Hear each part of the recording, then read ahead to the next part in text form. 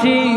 آمنہ کے لال آ رہی ہیں، رحمت للعالمین بن کے آ رہی ہیں۔ آمنہ کے لال کی رحمت کا ظہور امت کے لیے 40 سال کے بعد ہونا تھا، لیکن اللہ کو تو معلوم تھا کہ میرا نبی رحمت بن کے آ رہا ہے، میں رحمت بنا کے رحمت للعالمین بنا کے بھیج رہا ہوں۔ جس سال آمنہ کے لال کی ولادت ہوتی ہے اس سال مکہ کی دھرتی پہ کوئی بیٹی پیدا نہیں ہو رہی، اس لیے بیٹی پیدا ہوگی ادھر سے آمنہ کے لال رحمت للعالمین بن کے آ رہی ہیں، اور ادھر سے ظلم و ستم ہو رہا ہو، بیٹیاں درگور کی جا رہی ہوں، بیٹیوں کو زندہ درگور کرنے والے عرب کے اندر موجود ہیں، ادھر سے میرا آمنہ کے لال رحمت للعالمین بن کے آئے تو یہ رحمت للعالمین کے منافی ہے، آمنہ کے لال کی عظمت کے منافی ہے، آمنہ کے لال کے تقدس کے منافی ہے، آمنہ کے لال کی حرمت کے منافی ہے۔ اس لیے آمنہ کے لال جس سال آئے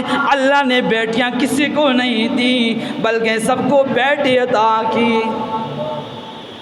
تو آمنہ کے لال آئے سب کو آزادی مل گئی، اور جس ویلے آزادی ملتی ہے سارے آزاد ہو ویندے نے۔ اولاد اگر آزاد ہوندی پھر بعد میں ماں پہ سر پکڑ کے بیٹھ رہے چونا سکے کرا۔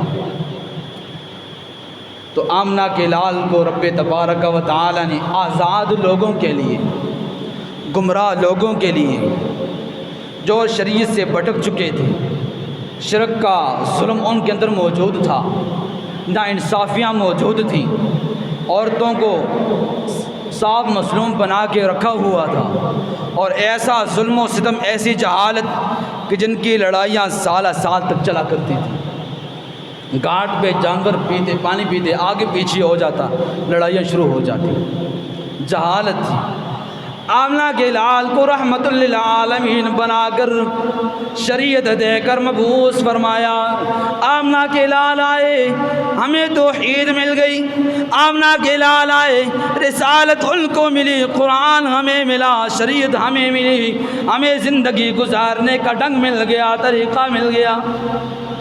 اور اللہ نے اعلان کر دیا او میرے امت محمدیہ والو، جب میرا محمد الرسول اللہ تم میں آ چکا ہے تو لقد کان لکم فی رسول اللہ اسوۃ حسنہ، اگر تم نے دنیا میں جا کر